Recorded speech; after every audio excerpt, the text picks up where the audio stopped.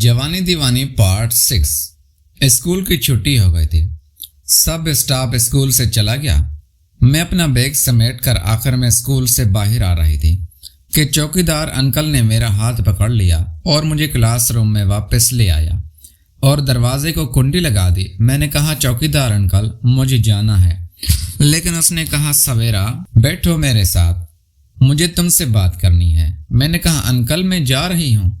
मैंने अम्मी को बोला था कि मैं जल्दी आ जाऊंगी और मेरी तबीयत भी ठीक नहीं है, लेकिन चौकीदार अंकल ने एक भी नहीं सुनी और मेरा बैग लेकर साइड पर रख दिया और मेरा दुपट्टा भी उतार कर रख दिया और मेरे कंधे पर हाथ रख के मेरे साथ बैठ गया और कहने लगा, सवेरा तुम 14 साल की हो, लेकिन तुम इतना खूबसूरत हो कि तुम बड़ी बड़ी लड़कियों से खूबसूरत लगती हो। तुम्हारे बल्लभ भी बहुत बड़े हो गए हैं और बहुत खूबसूरत भी है। फिर चौकीदार ने मेरे बल्लभों को पकड़कर खेलने लगा।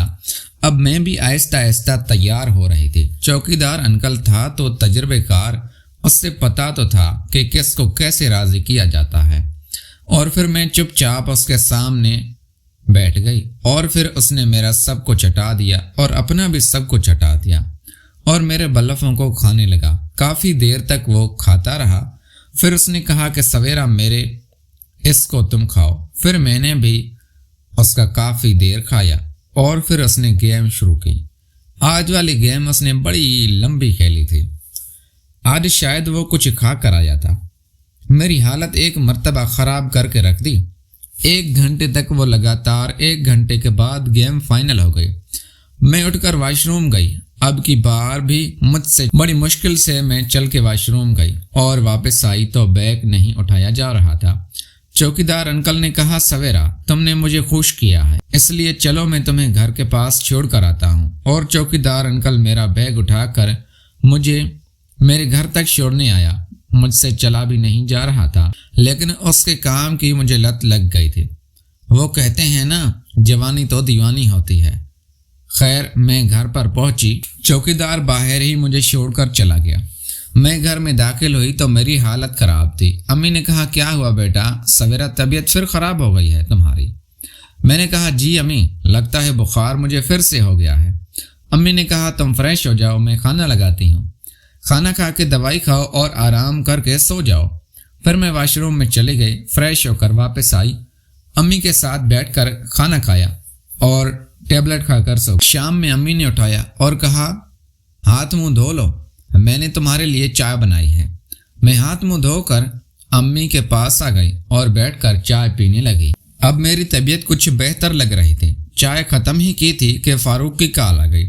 वो बोल रहा था, मुझे तो टाइम दिया करो यार गेम खेलने के लिए। मैंने कहा, फारूक मेरी तबीयत ठीक हो जाए तो ज़रूर टाइम दूंगी, अभी तक मैं मुकम्मल ठीक नहीं हुई हूँ। फारूक ने कहा कि कुछ भी कहूँ, मैं कल स्कूल के बाद तुम्हें लेने आऊँगा, तैयार रहना, कल लंबी वाली गेम खेलेंगे। मैंने कहा, अच्छा ठीक है फारूक, तुम आ जाना, मैं तैयार हो जाऊंगी। टाइम गुजरता गया। रात का खाना खाकर मैं सो गई। सुबह अम्मी ने दरवाज़ा बजाया तो मैं उठ गई। अम्मी ने पूछा, स्कूल जाओगी? मैंने कहा, जी अम्मी, मैं बस तैयार होकर आ रही हूँ, आप नाश्ता बना लें। मैं तैयार होकर नाश्ता करके स्कूल पहुंची। चौकीदार अंकल से मैंने बात तक नहीं की और सीधे अपने क्लासरूम में आ गई। और जब छुट्टी का वक्त हुआ तो सबसे पहले स्कूल से बाहर मैं निकली। चौकीदार मुझसे बात करना चाहता था, मगर मैं बिना बात किए बाहर निकल गई। घर पहुंची, खाना खाया और तैयार हो गई। अम्मी को बोला कि दोस्त के घर पे जा रही हूँ। घर से बाहर आई तो फारूक आया हुआ था।